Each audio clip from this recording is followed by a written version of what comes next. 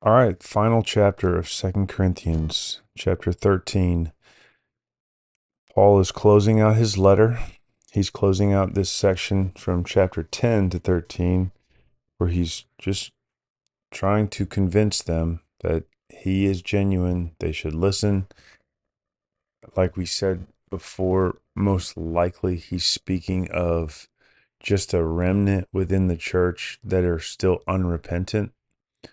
Because remember in chapter 7, he says he was comforted by the report he got from Titus because what longing, what earnestness to clear themselves, what zeal to be reconciled and to defend Paul's apostleship. So there was some repentance, but it seems like there was a group that were unrepentant and still believing that Paul was a false apostle and believing the false apostles' claims. And so Paul just spends the last four chapters dealing with that. Um, so he starts off, this is the third time I'm coming to you. Every charge must be established by the evidence of two or three witnesses. So essentially, he's saying, you guys know how this works. If you got something against somebody or myself, it must be provided as evidence. This um, this is in different places in Scripture. Matthew 18 is Jesus's instructions in regards to bringing a charge against someone. Um, when a brother sins against you, you can go directly to him. And then if he doesn't repent, just based on your testimony about what happened, then you bring two to three witnesses. So it's almost like the charge doesn't even have to be established if you go directly to that person because they can just repent and you can forgive them and move on and forget about it. But obviously, Paul says we're past that here. So if you want to charge me as something that I'm not, you need two or three witnesses.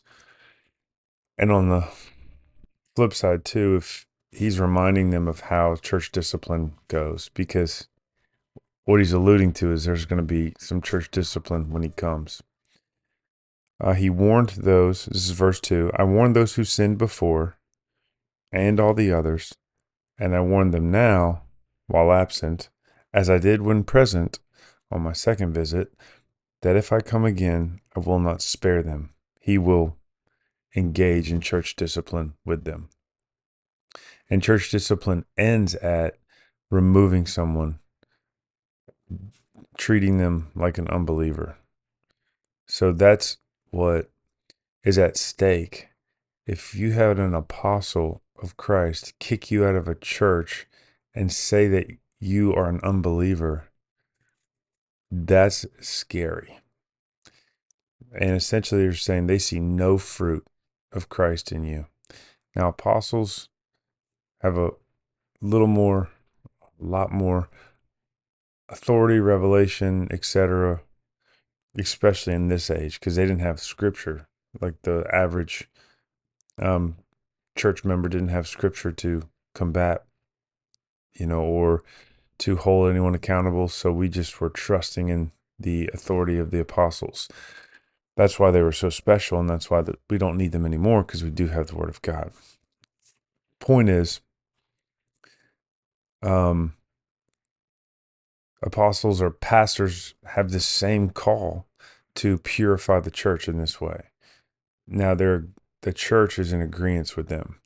And then Jesus says, whatever you bind on heaven will be bound, or whatever you bind on earth will be bound in heaven, and whatever you loose on earth will be loosed in heaven. So basically, heaven agrees with the church when the church says someone is or is not allowed in the church because of their sin, and is or is not a Christian.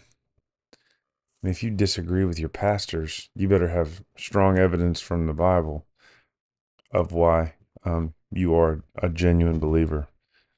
Anyways, that's difficult um, doctrine there, but used for the purification of the church, which is vital and so important to the world. So he's saying, I will not spare them. He's going to discipline them. Since you seek proof that Christ is speaking in me, he is not weak in dealing with you. So Paul would prove it when he got there, when he disciplined them. For Christ was crucified in weakness, but lives by the power of God. So what's weak can be strong, he's saying. Well, we also, the apostles, are weak in him, but in dealing with you, we will live with him by the power of God. So you're going to feel strength when we deal with you. Though you think we're weak, we're going to be strong. He says in verse 5, then, examine yourselves to see whether you are in the faith. In other words, stop examining us to see if we're apostles. Examine yourself to see if you're in the faith. Test yourself, he says. Or do you not realize this about yourselves, that Jesus Christ is in you? Because if Jesus Christ is not in you and you fail to meet the test, well then, who cares what you think about me? You're not even in Christ.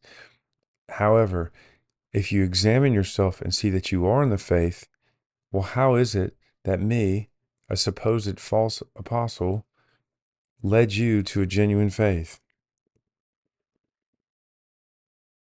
So their genuine faith proves Paul's genuine ministry. But this is still a warning to all of us that we should examine ourselves to see whether we're in the faith. We shouldn't just take it for granted because we said a prayer, walked an aisle, got baptized, that we're a Christian.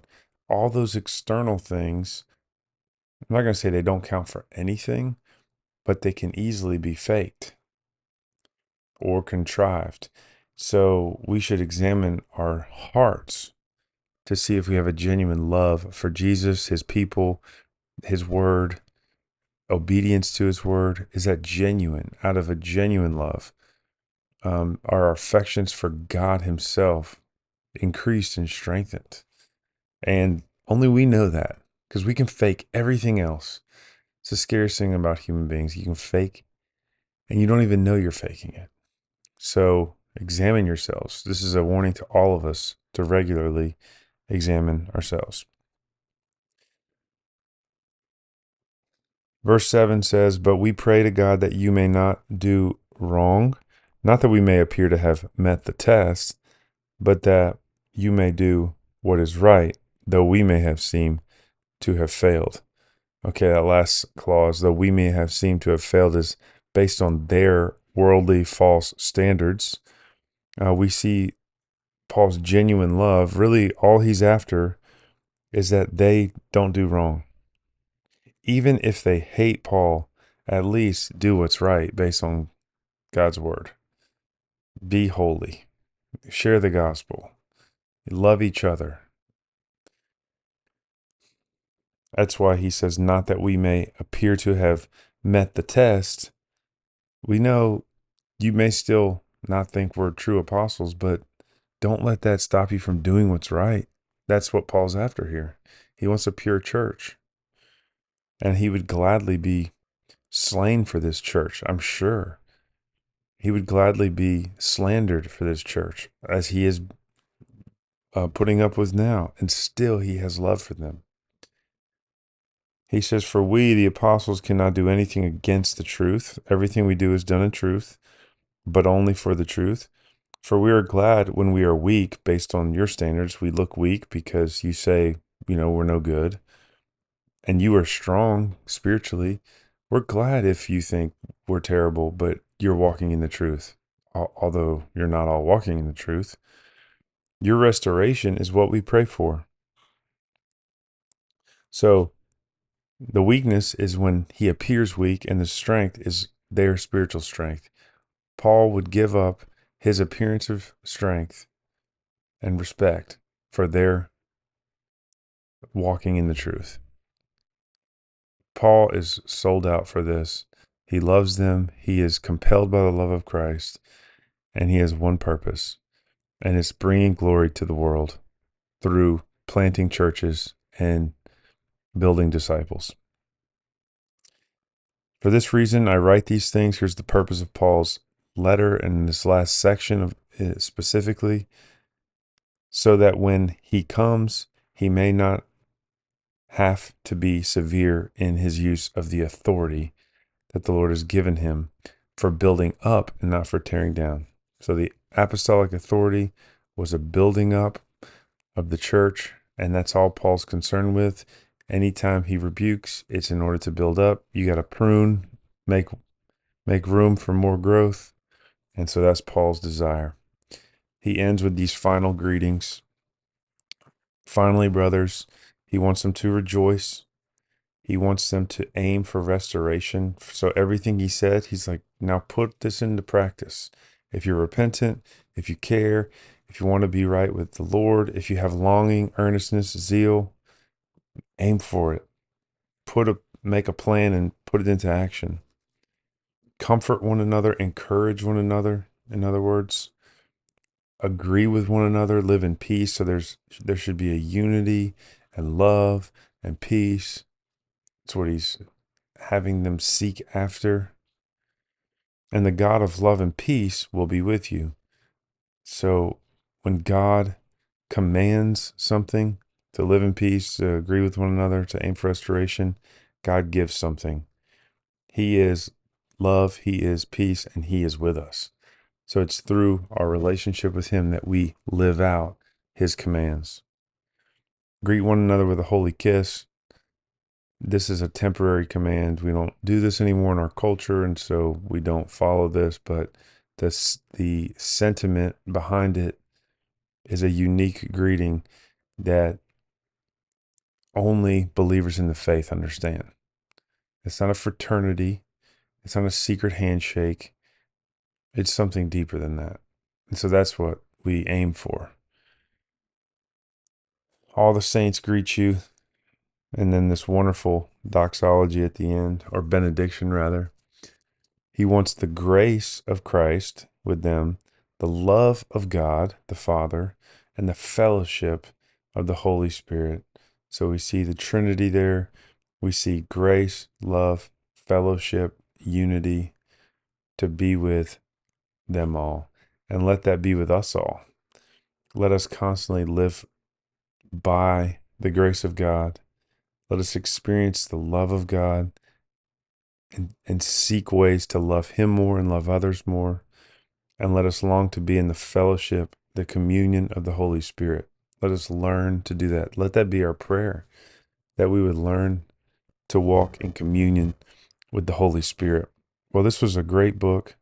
I learned a lot more than I thought I would walking through 2 Corinthians. I've never studied it this deeply, and so I'm grateful for it. And this will give me a lot to think about and to be sanctified in, especially the motivation of Paul as a minister. I think that's the number one thing that I've learned, that I need to make my highest purpose others' growth. And that will give me about a lifetime of work to do.